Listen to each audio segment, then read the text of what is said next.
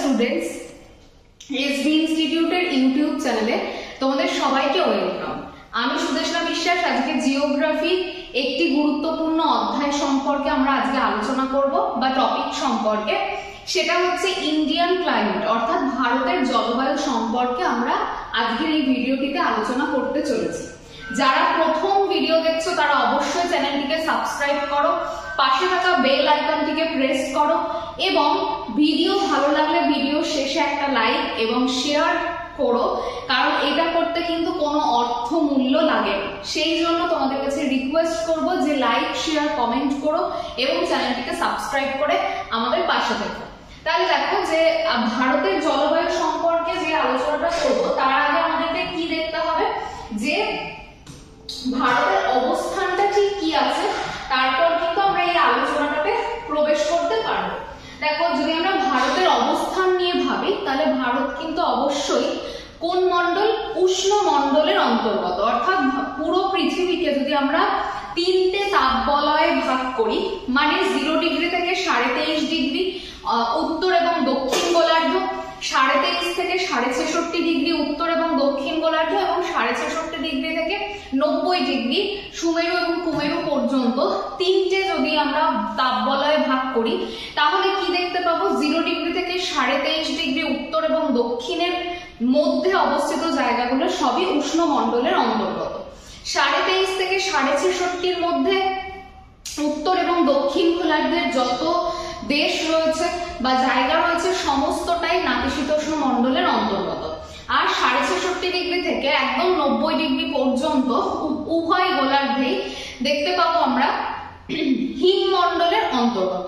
তাহলে এইভাবে আমাদেরকে মাথায় রাখতে হবে যে যদি আমরা দেখি তাহলে ভারতের লোকেশনটা এমন একটা জায়গাতে অক্ষরেখার ভিত্তিতে, তাহলে কিন্তু দেখবে যে ভারত কোন মণ্ডল? উষ্ণ মণ্ডলের দেশের অন্তর্গত। তাহলে দেখো, প্রথমে দেখো ভারতের দ্রাঘিমাগত বিস্তার 66 ডিগ্রি 7 মিনিট পূর্ব থেকে 97 ডিগ্রি 25 মিনিট পূর্ব এবং অক্ষাংশগত বিস্তার কি দেখতে পাচ্ছি? 8 ডিগ্রি 4 মিনিট উত্তর থেকে 37 ডিগ্রি 6 মিনিট উত্তর। তাহলে দেখো এখানে আমরা খুব ভালো করে যদি আমরা পর্যবেক্ষণ করি, 23.5 ডিগ্রি পর্যন্ত অর্থাৎ ভারতের 8 ডিগ্রি থেকে 23.5 ডিগ্রি পর্যন্ত জায়গাগুলো পুরোপুরি ক্রান্তীয় জলবায়ুর অন্তর্গত বা উষ্ণ মণ্ডলের অন্তর্গত। 23.5 পর থেকে এই যে 37 ডিগ্রি 6 মিনিট যে জায়গাটা, এটা নাতিশীতোষ্ণ মণ্ডলের অন্তর্গত। সেই জন্য ভারতের উত্তর ভাগে আমরা দেখতে পাই শীতলতার পরিমাণ কিন্তু তুলনামূলকভাবে বেশি দক্ষিণ ভাগের তুলনায়। এবার দেখো, কর্কট ক্রান্তি রেখা ভারতকে দুটো ভাগে ভাগ করেছে। একটা দেখো বেশিরভাগ ভারতের যদি আমরা অধিকাংশ জায়গা দেখি সেটা হচ্ছে ক্রান্তীয় অঞ্চলের মধ্যে পড়ে, এর উপর মৌসুমী বায়ু প্রভাব বিস্তার করে। তাহলে ভারতবর্ষের দক্ষিণ অংশ বা বেশিরভাগ অংশই কিসের মধ্যে পড়ছে? ক্রান্তীয় মৌসুমী প্রকৃতির জলবায়ুর অন্তর্গত। আর যদি দেখি ভারতের একদম উত্তর ভাগ, তাহলে সেটা দেখতে পাবো আমরা উপক্রান্তীয় জলবায়ুর অন্তর্গত। দেখো, ভারতবর্ষের যেহেতু বেশিরভাগ জায়গাতেই ক্রান্তীয় জলবায়ুর আধিক্য দেখা যায় এবং ভারতের ঋতু বৈচিত্র্য ঘটাতে সাহায্য করে মৌসুমী বায়ু, সেই জন্য ভারতকে ক্রান্তীয় মৌসুমী জলবায়ুর দেশ হিসেবে আখ্যায়িত করা হয়। এরপরে দেখো ভারতের যে জলবায়ু নিয়ন্ত্রক গুলো রয়েছে সেগুলো কি কি? সবার প্রথম অক্ষাংশগত অবস্থান। তাহলে প্রথমে আমরা দেখে নিলাম ভারতের যদি অক্ষাংশগত অবস্থান দেখি, তাহলে ভারতের দক্ষিণ ভাগটা কিসের মধ্যে পড়ছে? উষ্ণমণ্ডল এবং ক্রান্তীয় জলবায়ুর মধ্যে পড়ছে। আর ভারতের উত্তর ভাগটা কিন্তু উপক্রান্তীয় জলবায়ুর অন্তর্গত এবং নাতিশীতোষ্ণ মণ্ডলের অন্তর্গত। তাহলে কর্কট ক্রান্তি রেখা ভারতকে দুটো ভাগে ভাগ করেছে। কর্কট ক্রান্তি রেখার দক্ষিণের অংশটাতে দেখতে পাই আমরা উষ্ণতার পরিমাণটা বেশি, আর যদি দেখি যে কর্কট ক্রান্তি রেখার উত্তর ভাগ, তাহলে আমরা দেখতে পাবো উষ্ণতার পরিমাণটা কিন্তু তুলনামূলকভাবে অনেকটাই কম। সেকেন্ড পয়েন্ট দেখো, হিমালয় পর্বতের অবস্থান। তাহলে হিমালয় পর্বত ভারতের উত্তর ভাগে বেষ্টন করে আছে। এর ফলে আমাদের কি কি সুবিধা হচ্ছে? প্রথমত, ভারতে যে মৌসুমী বায়ু অর্থাৎ দক্ষিণ পশ্চিম মৌসুমী বায়ুর প্রভাবে ভারতে প্রচুর বৃষ্টিপাত হয় সেই দক্ষিণ পশ্চিম মৌসুমী বায়ুর প্রভাবে আমাদের উত্তরের যে ভাগগুলো বা জায়গাগুলো সেখানে কিন্তু প্রচুর বৃষ্টিপাত হয়, কারণ দক্ষিণ পশ্চিম মৌসুমী বায়ু গিয়ে হিমালয় পর্বতে বাধাপ্রাপ্ত হয় এবং সেখান থেকেই কিন্তু বৃষ্টিপাতের সূচনা উত্তর ভারতে হয়। আর 2 নম্বর কথা হচ্ছে, হিমালয় পর্বতের অবস্থানের ফলে মধ্য এশিয়া থেকে যে শীতল সাইবেরীয় বায়ুটা প্রবাহিত হয় সেটা কিন্তু আমাদের ভারতে অনায়াসেই প্রবেশ করতে পারতো যদি হিমালয় পর্বত না থাকতো। তাহলে ভারতের জলবায়ুরও কিন্তু আমরা পরিবর্তন দেখতে পেতাম। তাহলে মধ্য এশিয়া থেকে প্রচন্ড শীতল সাইবেরীয় বায়ু হিমালয় পর্বত থাকার জন্য ভারতে প্রবেশ করতে পারে না। যদি হিমালয় পর্বত না থাকতো তাহলে কিন্তু ওই শীতল সাইবেরীয় বায়ু ভারতে প্রবেশ করতো এবং ভারতের জলবায়ুর অন্য রকম কোনো একটা বৈচিত্র্য আমরা দেখতে পেতাম। এরপর দেখো সমুদ্র থেকে দূরত্ব। তাহলে ভারতবর্ষের যে যে জায়গাগুলোর সমুদ্র থেকে দূরত্ব বেশি, অর্থাৎ উপকূল অঞ্চল থেকে যে জায়গাগুলো অনেকটাই কিন্তু দেশের একদম মধ্যভাগ বা উত্তর ভাগে রয়েছে, সেই জায়গাগুলোতে আমরা কি দেখতে পাবো? চরম ভাবাপন্ন পরিবেশ, অর্থাৎ শীতের প্রকোপও যেমন বেশি, গ্রীষ্মের প্রকোপও কিন্তু ততটাই বেশি আমরা দেখতে পাবো। তাহলে সমুদ্র থেকে দূরত্ব কিন্তু একটা গুরুত্বপূর্ণ ফ্যাক্টর, কারণ সমুদ্র থেকে যত কোনো জায়গার দূরত্ব বাড়বে সেখানকার পরিবেশ হবে কিন্তু চরম ভাবাপন্ন। আর সমভাবাপন্ন কিরকম? যে জায়গাগুলো উপকূলের ধারে, অর্থাৎ যে জায়গাগুলোর সমুদ্র থেকে দূরত্ব কম, সেই জায়গাগুলোতে আমরা দেখতে পাবো পরিবেশটা না শীত না গরম, অর্থাৎ প্রচন্ড ঠান্ডার প্রকোপও দেখতে পাবো না, আবার প্রচন্ড উষ্ণতার প্রকোপও আমরা দেখতে পাবো না। যেরকম যদি আমরা দীঘায় বেড়াতে যাই, পুরীতে যাই, তাহলে কি দেখতে পাবো? যে প্রচন্ড শীতলতাও নেই, আবার প্রচন্ড কিন্তু উষ্ণতাও কিন্তু আমরা বুঝতে পারি না, সবসময় একটা মনোরম সমভাবাপন্ন পরিবেশ। আবার যদি আমরা দিল্লিতে যাই, গ্রীষ্মকালে গেলে প্রচন্ড গরম অনুভব করি, শীতকালে শীতের প্রকোপ বেশি, বা মধ্যপ্রদেশ যে কোনো জায়গাতে যদি যাই আমরা, যে জায়গাগুলোর সমুদ্র থেকে দূরত্ব বেশি সেখানকার পরিবেশ সবসময় হয় চরম ভাবাপন্ন প্রকৃতি। তাহলে এখান থেকে দুটো পয়েন্ট তোমরা মনে রাখবে, সমভাবাপন্ন এবং চরম ভাবাপন্ন। তারপর দেখো মৌসুমী বায়ু প্রবাহ। মৌসুমী বায়ু হচ্ছে, মৌসুমী বায়ুর ক্রীড়া ক্ষেত্র হচ্ছে ভারতবর্ষ। তাহলে মৌসুমী বায়ু কিন্তু ভারতে ভীষণভাবে অ্যাক্টিভ এবং মৌসুমী বায়ুর আগমন প্রত্যাগমনের উপর ভিত্তি করে ভারতের যত ঋতু তাদের বৈচিত্র্যতা কিন্তু আমরা দেখতে পাই। তাহলে ভারতের জলবায়ুতে মৌসুমী বায়ুর প্রভাব কিন্তু সর্বাধিক। তারপর দেখো জেট বায়ু, যেটা উচ্চ ট্রপোস্ফিয়ার বা স্ট্র্যাটোস্ফিয়ার দিয়ে প্রবাহিত হয় একটা শক্তিশালী বায়ু, যে বায়ুটা কি করে?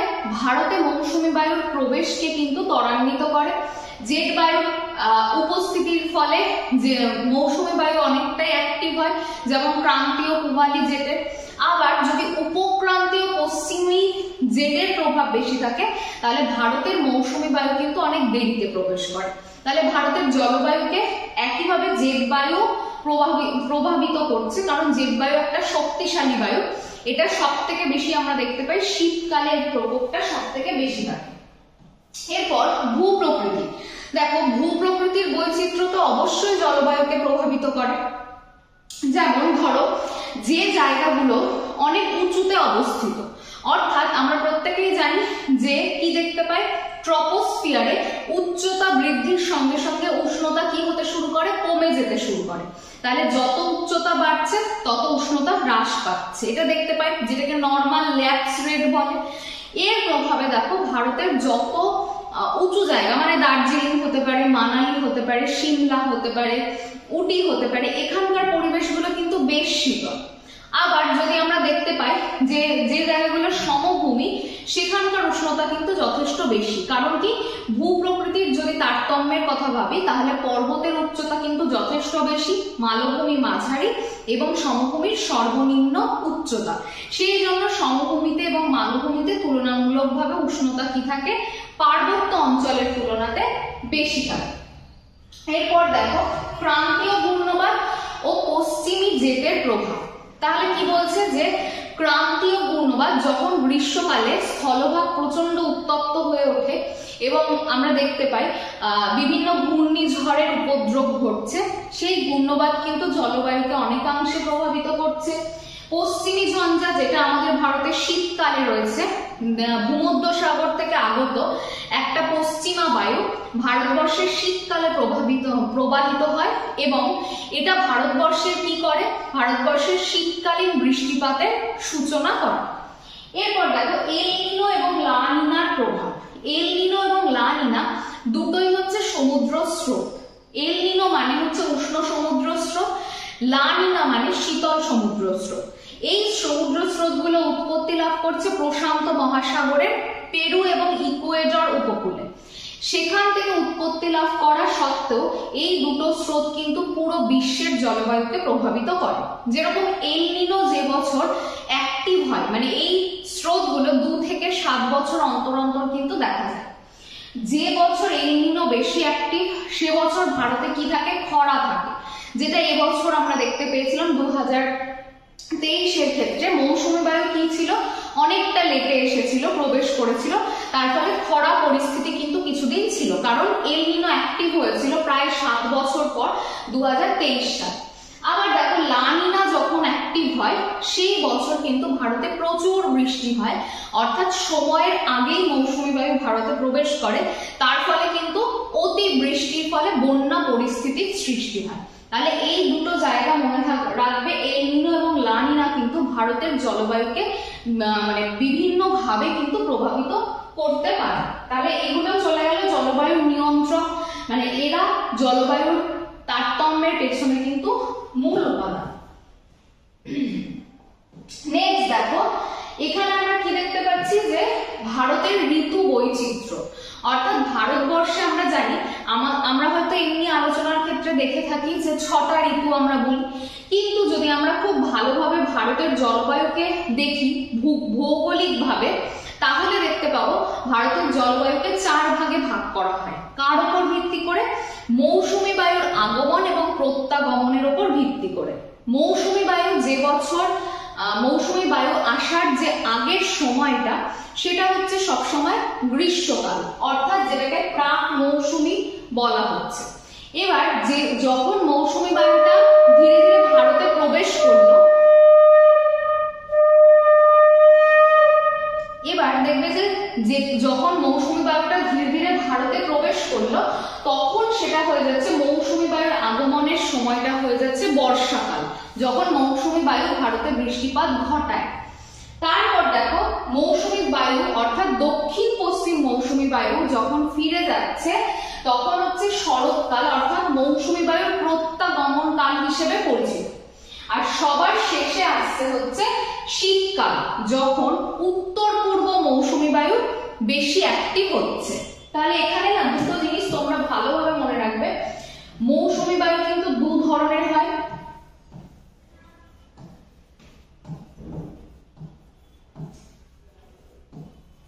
একটা দক্ষিণ পশ্চিম, আরেকটা হচ্ছে উত্তর পূর্ব। মৌসুমী বায়ু কি ধরনের বায়ু যদি বলা হয়, আয়ন বায়ু। আয়ন বায়ু তো জানোই 2 ধরনের হয়, একটা উত্তর পূর্ব এবং একটা দক্ষিণ পূর্ব। এই যে দক্ষিণ পূর্ব মৌসুমী বায়ুটা, এটাই কিন্তু উত্তর গোলার্ধে ফেরেলের সূত্র অনুসারে ডান দিকে বেঁকে দক্ষিণ পশ্চিম মৌসুমী বায়ু রূপে ভারতে প্রবেশ করে। তাহলে এখানে এই জিনিসটা ভালো করে মনে রাখবে, দক্ষিণ পূর্ব আয়ন বায়ুটাই কিন্তু ফেরেলের সূত্রে কি বলা আছে, যে আমাদের পৃথিবীতে যে সমস্ত গতিশীল বস্তু রয়েছে, মানে বায়ু প্রবাহ, সমুদ্র স্রোত, এরা উত্তর গোলার্ধে ডান দিকে বেঁকে এবং দক্ষিণ গোলার্ধে বাম দিকে বেঁকে প্রবাহিত হয়। তাহলে এখানেও কিন্তু তাই দক্ষিণ পূর্ব মৌসুমী বায়ুটাই কিন্তু যখন ভারতবর্ষে অর্থাৎ উত্তর গোলার্ধের দেশে প্রবেশ করছে, ডান দিকে বেঁকে যাওয়ার ফলে দক্ষিণ পশ্চিম দিক থেকে কিন্তু এই মৌসুমী বায়ুটা প্রবাহিত হয়। তাহলে মৌসুমী বায়ু 2 ধরনের হয়, সময় অনুযায়ী দুটো আলাদা আলাদা মৌসুমী বায়ু ভারতে আসে। একটা দক্ষিণ পশ্চিম মৌসুমী বায়ু, যেটা বর্ষার সূচনা ঘটাতে সাহায্য করে, আরেকটা হচ্ছে উত্তর পূর্ব মৌসুমী বায়ু, যেটা আমাদের দেশে শীতের সূচনা ঘটাতে সাহায্য করে। তাহলে এই দুটো মনে রাখবে। এর সাথে এটাও মনে রাখবে যে মৌসুমী বায়ুর দুটো শাখা, একটা আরব সাগরীয় শাখা, আরেকটা বঙ্গোপসাগরীয় শাখা। কারণ মৌসুমী বায়ু দুদিকের জলভাগ দিয়ে কিন্তু জলীয় বাষ্প সংগ্রহ করার পর ভারতে প্রবেশ করে। তাহলে এবার দেখো আমরা জেনে নেব যে গ্রীষ্মকালে কি বৈশিষ্ট্য আমরা দেখতে পাচ্ছি। প্রথম কথা মনে রাখবে যে 21শে মার্চের পর থেকে সূর্য কর্কট ক্রান্তি রেখা অর্থাৎ 23.5 ডিগ্রি উত্তর অক্ষরেখার ওপর কি করছে, লম্বভাবে কিরণ দিচ্ছে 21শে মার্চের পর থেকে। সেই সময় ভারতে ধীরে ধীরে উষ্ণতা কি হচ্ছে, বৃদ্ধি পাচ্ছে। এই যে 21শে মার্চ গেল, এখন থেকে কিন্তু ধীরে ধীরে উষ্ণতা বাড়বে, কারণ সূর্য আস্তে আস্তে কর্কট ক্রান্তি রেখার ওপর লম্বভাবে কিরণ দিচ্ছে। গ্রীষ্মকালে গড় উষ্ণতা 40 ডিগ্রি থেকে 45 ডিগ্রি সেলসিয়াস থাকছে।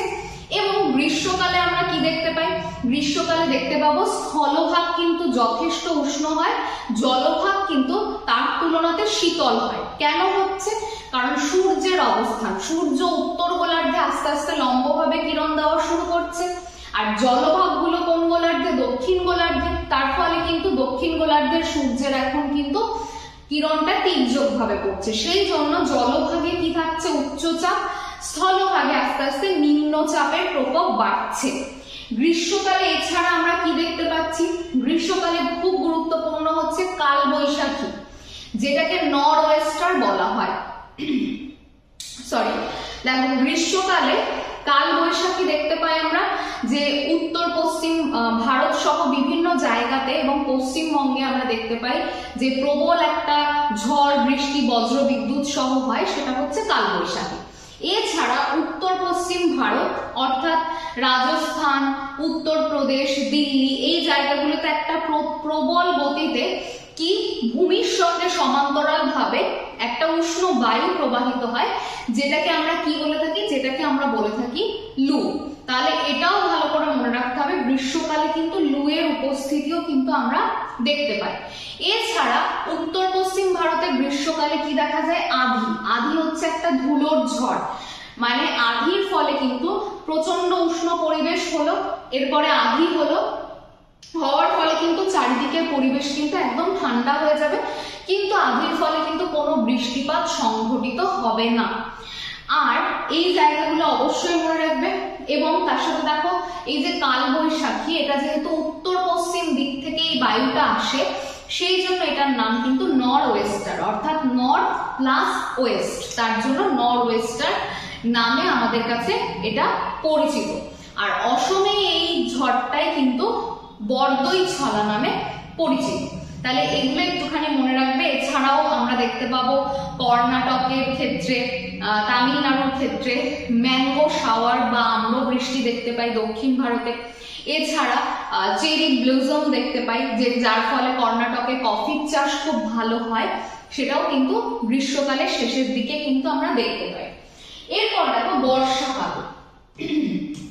ভারতে বর্ষাকালের সূচনা হচ্ছে কিভাবে, সেটা হচ্ছে 21শে মার্চ থেকে 21শে জুনের মধ্যে সূর্য সরাসরি লম্বভাবে কিরণ দিচ্ছে উত্তর গোলার্ধের ওপর, সেই জন্য উত্তর গোলার্ধের স্থলভাগ কিন্তু দ্রুত উত্তপ্ত হচ্ছে, কিন্তু জলভাগ তার তুলনায় কি থাকছে, শীতল থাকছে।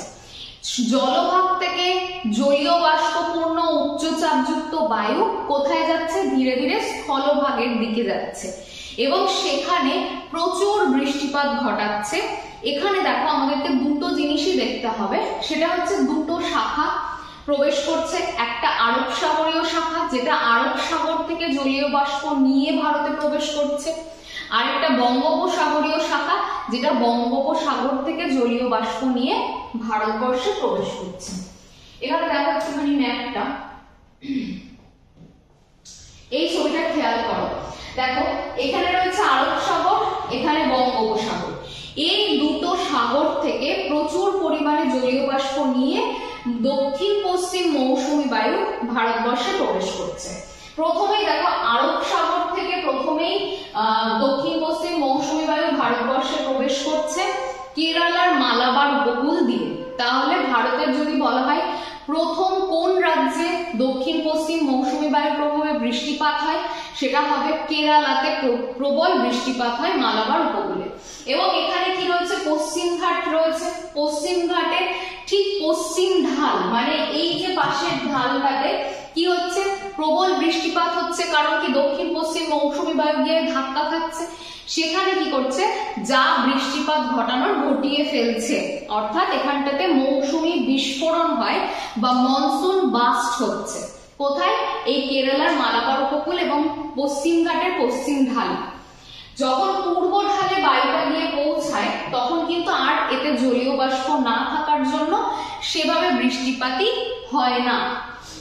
যত এই বায়ুটা মধ্য ভারত তথা উত্তর দিকে এগোতে থাকে তত এতে জলীয় বাষ্প কিন্তু প্রায় হারিয়ে যায়, ফলে বৃষ্টিপাতের প্রকোপ কিন্তু একেবারেই হয় না। তার সাথে এখানে আরাবল্লী পর্বতটা কিরকম ভাবে অবস্থান করছে? প্রায় সমান্তরাল ভাবে মৌসুমী বায়ুর সঙ্গে। তার জন্য আরাবল্লী পর্বতে গিয়ে মৌসুমী বায়ু কিন্তু বাধা পায় না। তার ফলে কি হচ্ছে? তার ফলে কিন্তু বাধা না পাওয়ার জন্য মৌসুমী বায়ুগুলো সোজা উত্তর দিকে চলে যাচ্ছে এবং রাজস্থানে তার জন্যই কি তৈরি হয়েছে? থর মরুভূমি তৈরি হয়েছে। এবার যদি দেখি বঙ্গোপসাগরীয় শাখা, এটা কিন্তু আর কিছুদিন পরে প্রবেশ করবে। সোজা চলে যাচ্ছে বঙ্গোপসাগরীয় শাখা। এখানে রয়েছে গারো, খাসি আর জয়ন্তিয়া পাহাড়। এই মেঘালয়ের খাসি পাহাড়ে গিয়ে কি করছে? খাসি পাহাড়টা অনেকটা ফানেল আকৃতি হওয়ার জন্য প্রচুর বৃষ্টিপাত ঘটাচ্ছে বঙ্গোপসাগরীয় শাখা। এবং বঙ্গোপসাগর কি আয়তনে অনেকটাই বড়, ফলে জলীয় বাষ্পের পরিমাণও বঙ্গোপসাগরীয় শাখাতে বেশি। সেই জন্য বিশ্বের সবথেকে বৃষ্টিপ্রবণ অঞ্চল বা আর্দ্রতম অঞ্চল মৌসিনরাম, সেটা কোথায় রয়েছে? মেঘালয়ের এই খাসি পাহাড়েই অবস্থিত। কারণ বঙ্গোপসাগরীয় শাখা সোজা গিয়ে কিন্তু খাসি পাহাড়ে গিয়ে বাধাপ্রাপ্ত হচ্ছে এবং সেখানে প্রচুর বৃষ্টিপাত ঘটাচ্ছে।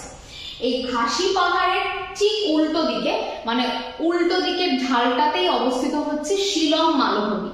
যে শিলংটা কি বৃষ্টিচ্ছায় অঞ্চল, অর্থাৎ একদিকে প্রবল বৃষ্টিপাতের ফলে মৌসিনরামে একদম বিশ্বের সবথেকে বেশি বৃষ্টিপাত হচ্ছে, ঠিক তার উল্টো দিকের ঢালে আমরা দেখতে পাবো যে বৃষ্টিপাতের পরিমাণ একেবারে না হওয়ার ফলে বৃষ্টিচ্ছায় অঞ্চল সৃষ্টি হয়েছে। তাহলে ভারতের দুটো বৃষ্টিচ্ছায় অঞ্চল কি কি? একটা হবে শিলং মালভূমিটা, আরেকটা হবে পশ্চিম ঘাট পর্বতের পূর্ব ঢালটা। কারণ দুটো জায়গাতেই মৌসুমী বায়ু কিন্তু প্রায় জলীয় বাষ্প শূন্য হয়ে যায়, ফলে কোনো বৃষ্টিপাত ঘটে না। এইভাবে ধীরে ধীরে সমগ্র ভারতবর্ষে দক্ষিণ পশ্চিম মৌসুমী বায়ু কিন্তু অধিগ্রহণ করে ফেলে বর্ষাকাল। এবার এই যে বর্ষাকাল হলো, এই বর্ষাকাল হওয়ার ফলে পুরো সমস্ত জায়গাতে বৃষ্টিপাত ঘটানো হয়ে যাওয়ার ফলে, অর্থাৎ জুন, জুলাই, আগস্ট এবং সেপ্টেম্বরের পর অক্টোবর এবং নভেম্বর মাসে কি হয়? এই দক্ষিণ পশ্চিম মৌসুমী বায়ুটা আস্তে আস্তে ফিরে যায়, অর্থাৎ প্রত্যাবর্তন করে। এই সময় আমরা দেখতে পাই শরৎকাল, অক্টোবর এবং নভেম্বর মাসে। এই সময় আমরা কিরকম কি দেখতে পাবো পরিবেশে? যে মৌসুমী বায়ু তো প্রত্যাবর্তন করছে, তার ফলে কিন্তু সমস্ত জায়গাতে বৃষ্টিপাত হচ্ছে না। কিছু জায়গাতে আশ্বিনের ঝড় দেখা যায়। আর যখন মৌসুমী বায়ুটা যখন যাচ্ছে এদিক থেকে, তখন কি করছে? এই তামিলনাড়ুর উপকূলে গিয়ে বাধাপ্রাপ্ত হচ্ছে। তাহলে দক্ষিণ পশ্চিম মৌসুমী বায়ু যাওয়ার সময় আশ্বিনের ঝড় ঘটাচ্ছে। কারণ এই সময়টাতে কিন্তু আমরা দেখতে পাবো জলভাগে কিন্তু নিম্নচাপ তৈরি হচ্ছে এবং স্থলভাগে আস্তে আস্তে উচ্চচাপ তৈরি হচ্ছে। তার ফলে কিন্তু আমরা দেখতে পাবো সামান্য ঝড় বৃষ্টির প্রভাবটা আমরা শরৎকালে দেখতে পাবো। লাস্ট যে ঋতুটা সেটা হচ্ছে শীতকাল। শীতকাল মানেই হচ্ছে ডিসেম্বর, জানুয়ারি, ফেব্রুয়ারি, 3টে মাস ভারতবর্ষে শীতকাল থাকে। এই শীতের সময় কোন মৌসুমী বায়ু? উত্তর পূর্ব মৌসুমী বায়ু ভারতবর্ষে ক্রীড়া করে। এই বায়ুটা কোন দিক থেকে আসে? ভারতের উত্তর পূর্ব দিক থেকে, অর্থাৎ এইটা হচ্ছে উত্তর দিক আর এটা পূর্ব, অর্থাৎ এই বায়ুটা আসছে ভারতের উত্তর পূর্ব দিক থেকে। এর ফলে এই যে বায়ুটা, এটা কিন্তু একেবারে শুষ্ক হয়, কারণ এই বায়ুটা আসে কোথা থেকে? স্থলভাগের দিক থেকে। তার ফলে বায়ুতে একদম জলীয় বাষ্প থাকে না। তার ফলে আমাদের পুরো ভারতে কিন্তু শীতকাল যথেষ্ট শুষ্ক থাকে, শীতের পরিবেশটা। এবং এই সময় কিন্তু মনে রাখতে হবে যে এই যে জায়গাটা, এই পুরো ভারতবর্ষে শুষ্ক পরিবেশ বিরাজ করে। আর এই সময়টা কোথায় নিম্নচাপ, এই সময়টা কিন্তু জলভাগের উপর নিম্নচাপ বিরাজ করে, সেই জন্য স্থলভাগ থেকে উচ্চচাপযুক্ত বায়ু যায় ওই জায়গাটাকে পূরণ করার জন্য। এবার কথা হচ্ছে শীতকালেও আমরা কি দেখতে পাই, অল্প বিস্তর বৃষ্টিপাত দেখতে পাই। তাহলে এই বৃষ্টিপাতের কারণটা কি?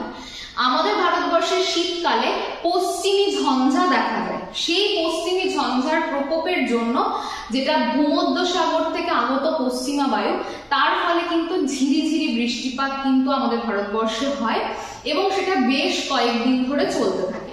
এর ফলে বিভিন্ন পার্বত্য অঞ্চলে তুষারপাত পর্যন্ত আমরা দেখতে পাই। তাহলে এই হচ্ছে আমাদের শীতকালের পরিবেশ, যেখানে 10 ডিগ্রি সেলসিয়াস কিংবা তার একটু কম কিন্তু আমাদের ভারতের উষ্ণতা বিরাজ করে। তাহলে ভারতের ঋতু বৈচিত্র্য সম্পর্কে আমরা জেনে নিলাম। এরপর দেখো পরের যে স্লাইড, এখানে দেখো কোপেন মানে আবহাওয়াবিদ কোপেন যে জলবায়ুর যে শ্রেণী বিভাগটা করেছিলেন, সেটার উপর ভিত্তি করে দেখো ভারতে এতগুলো ডোনেশন কিন্তু করা হয়েছে। এই যে ডোনেশন গুলো, এক্ষেত্রে দেখো সবার প্রথমে যেটা রয়েছে সেটা হচ্ছে ই, মানে তিনি সাংকেতিক চিহ্নের মাধ্যমে কিন্তু এই ডোনেশন গুলো করেছেন। ই তে কি দেখাচ্ছে, পোলার টাইপ, মানে এই জায়গাটা কিন্তু বেশ শীতল এবং মেরু জলবায়ু বিরাজ করছে। তারপর দেখো ইটি, ইটি মানে কি ধরনের জলবায়ু, ইটি মানে হচ্ছে তুন্দ্রা জলবায়ু বিরাজ করছে। তারপর দেখো BWHM, এই যে জায়গাটা এটা হচ্ছে হট ডেজার্ট অর্থাৎ উষ্ণ মরু অঞ্চল। তারপর দেখো BSHM, আর কি আরেকটা জায়গাতেও রয়েছে, সেটা হচ্ছে BSHM। এটা কি ধরনের জলবায়ুকে রিপ্রেজেন্ট করছে, এটা হচ্ছে স্টেপ জলবায়ুকে রিপ্রেজেন্ট করছে। দেখো খুব বড় একটা এরিয়া জুড়ে রয়েছে CWG। এই সাংকেতিক চিহ্নটার মধ্যে আমরা কি দেখতে পাচ্ছি, CWG। এইটা হচ্ছে monsoon type with dry climate, মানে মনসুন মৌসুমী বায়ু তো থাকছেই, কিন্তু শুষ্ক পরিবেশ সব থেকে বেশি এরিয়া জুড়ে রয়েছে। এখানে দেখো DFC, তে রয়েছে কোল্ড হিউমিড, অর্থাৎ শীতল থাকবে এবং তার সাথে কি থাকছে, আর্দ্র একটা পরিবেশ বিরাজ করছে। তারপর দেখো AW মানে হচ্ছে বিরাজ করছে হচ্ছে ট্রপিক্যাল সাভানা টাইপ। তাহলে ট্রপিক্যাল বা ক্রান্তীয় সাভানা হচ্ছে AW তে বিরাজ করছে। AS monsoon type with dry season, তাহলে এখানেও কিন্তু মনসুন টাইপ রয়েছে কিন্তু ড্রাই সিজন রয়েছে।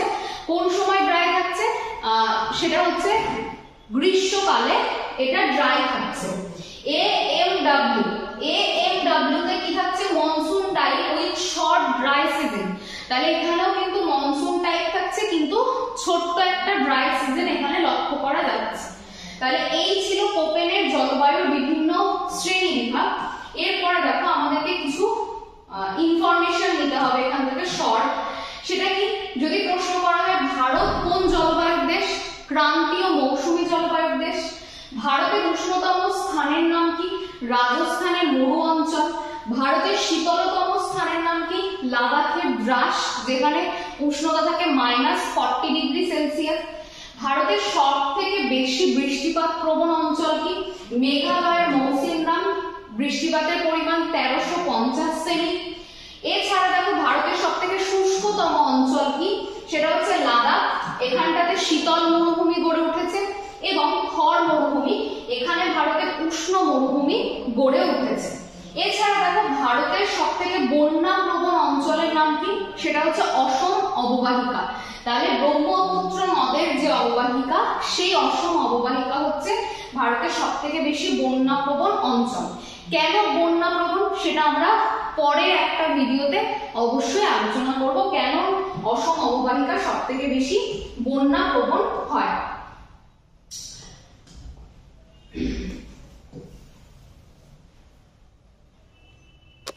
তারপর দেখো পশ্চিম ঘাটের পূর্ব ঢাল এবং মেঘালয়ের শিলং বৃষ্টিচ্ছায় অঞ্চল। তাহলে ভারতের দুটো বৃষ্টিচ্ছায় অঞ্চল রয়েছে, একটা পশ্চিম ঘাট পর্বতের পূর্ব ঢাল, আর একটা হচ্ছে মেঘালয়ের শিলং। এরপর দেখো ভারতের আবহাওয়া অফিস অর্থাৎ ইন্ডিয়ান মেট্রোলজিক্যাল ডিপার্টমেন্ট এর সদর দপ্তর কোথায় অবস্থিত? দিল্লিতে বা নিউ দিল্লিতে অবস্থিত হচ্ছে আইএমডি সদর দপ্তর। ভারতে দুবার বৃষ্টিপাতযুক্ত অঞ্চল কোথায়? করমণ্ডল উপকূল, তামিলনাড়ু। এইখানে দেখো একটা ছবি রয়েছে, দেখো যখন দক্ষিণ পশ্চিম মৌসুমী বায়ু যাচ্ছে তখনও কিন্তু ভারতের এই জায়গাটাতে একবার বৃষ্টিপাত ঘটাচ্ছে দক্ষিণ পশ্চিম মৌসুমী বায়ু। আবার যখন স্থলভাগের দিক থেকে উত্তর পূর্ব মৌসুমী বায়ু আসছে, সেটা কিছুটা পথ বঙ্গোপসাগরের ওপর দিয়ে আসার ফলে কি করছে, যতই শুষ্ক থাকুক না কেন বায়ুটা কিছুটা জলীয় বাষ্প সংগ্রহ করছে। তার ফলে এটা গিয়ে কিন্তু আবার এই তামিলনাড়ুর উপকূলে দ্বিতীয়বার বৃষ্টিপাত ঘটাচ্ছে উত্তর পূর্ব মৌসুমী বায়ু, যেটা স্থলভাগের দিক থেকে আসছে। তাহলে এই কারণে দেখো করমণ্ডল উপকূলে বছরে কিন্তু দুবার বৃষ্টিপাত হয়, একবার দক্ষিণ পশ্চিম মৌসুমী বায়ুর প্রভাবে, একবার উত্তর পূর্ব মৌসুমী বায়ুর প্রভাবে। তাহলে আজকের ক্লাস তো এই পর্যন্তই। কেমন লাগলো ভিডিওটি তোমরা অবশ্যই লাইক করে এবং কমেন্ট এবং শেয়ারের মাধ্যমে জানিও, এবং কমেন্ট করে জানাতে ভুলো না আজকের আলোচনাটা কেমন লাগলো। যদি তোমাদের এরকম কনসেপচুয়াল ক্লাসের প্রয়োজন হয় তাহলে প্রচুর ভিডিওটি শেয়ার করো এবং এসবি ইনস্টিটিউটের সাথে থাকো। যারা প্রথমবার ভিডিও দেখছো চ্যানেলটিকে সাবস্ক্রাইব করতে ভুলো না।